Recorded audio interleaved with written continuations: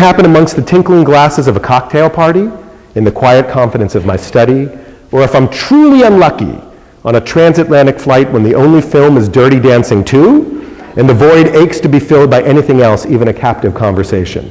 After the chicken Kiev is cleared and all the magazines are read, the discussion invariably turns to my chosen vocation. The floodgates of conscience burst open. People seem compelled to confess to me, even though Judaism lacks this formal mechanism for expiation. Quote, "Rabbi, I haven't been in a synagogue since my bar mitzvah, which wasn't the best experience. I really don't like crowds, the fashion show of the high holidays, or the fact that temple life seems to be all about money." These are legitimate but easily processed complaints. The most frustrating thing, of course, is that these folks have determined that synagogue life, and by extension anything that Judaism has to offer, remains unchanged since they were in 7th grade. Stranger still, the relationship to God, to community, and to the principles of faith hasn't evolved beyond the perceptions of a 7th grader. Think about where you were in 7th grade. Imagine if you operated now with the worldview you possessed in 7th grade. I'd still be wearing 3-piece disco suits, avoiding hard candy to protect my braces, and sweating profusely anytime I came close to a girl and a scratchy version of Stairway to Heaven on a turntable. Hardly a firm foundation for a full and varied adult life.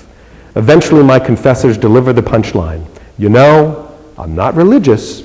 I don't like organized religion, but I'm very spiritual, and that's what's important. The unspoken postscript, I'm still a good person. I'm never sure exactly what they mean, and I suspect they share my uncertainty about their ambivalence, but I can intuit through their inability to speak with precision. They want the inspiration that comes from faith, the anchored security of tradition, and the uplift of fulfilling worship, without the demands, obligations, and responsibilities of formal membership in a community. At the risk of sounding too harsh, too much like Dana Carvey's angry old man on Saturday Night Live. Remember him? He said, "In my day, we did things that," well, okay, reference, you'll get it, you don't. They want what we've come to expect in modern culture as instant fulfillment, or to borrow John Lennon's take on it, they want instant karma. How many of us know people like this? How many of us are people like, I won't put you on the spot for that.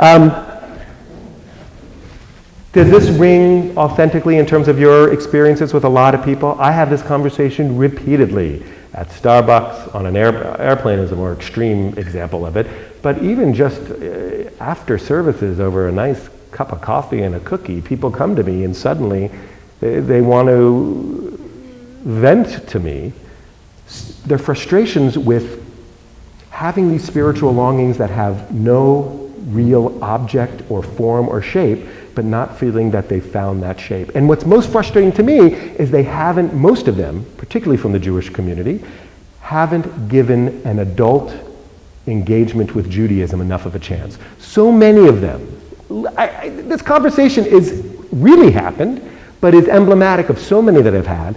They hated their rabbi in 7th grade, bar bat mitzvah, their parents made them do that and they didn't let the door hit them and it took us too hard on their way out when they were 13 years old. They are frozen in the sense of this is what the synagogue and Jewish tradition has to offer. They haven't engaged it since they're 13 years old, and they say, how come you can't reach me? Either we're not doing enough of a job to market ourselves and to reach out, or they aren't giving it the kind of adult engagement and effort that they need to. Some thoughts about that, please.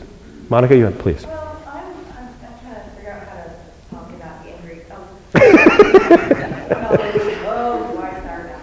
What about, I keep running into people who are spending maybe hundreds or thousands of dollars on that weekend retreat to find self-actualization. Don't get me started. Don't get me started. So we've got that, and then we've got people who are taking classes doing this and doing that, and I keep trying to find a gentle way to go, you know that's in scripture, or you know we teach that, or you know you actually had that in your faith as you were growing up, and you know your guru grew up in catechism, and this stuff didn't come out of nowhere. Exactly. Now I spent $435 to be with nobody. So there is a longing, and when you're asking before about spirituality, it seems to be to be good, but without the commitment. And so how do we market ourselves to say we're worth the commitment? and that it won't all happen in one weekend. But isn't that great? But I can save you some money. How do we reach out? How do we remain relevant without pandering, without compromising the integrity of who we are and what we represent? Because once we do that, once we cross that line, then we are everything to everybody and essentially nothing, in essence. Please, Lisa. I think it's a mistake to think about it in terms of just marketing, though. I mean, we've done that. I feel like Christendom has been there, done that, and the huge push towards marketing, and in some sense, I feel like what we're talking about is the need for profound countercultural witness.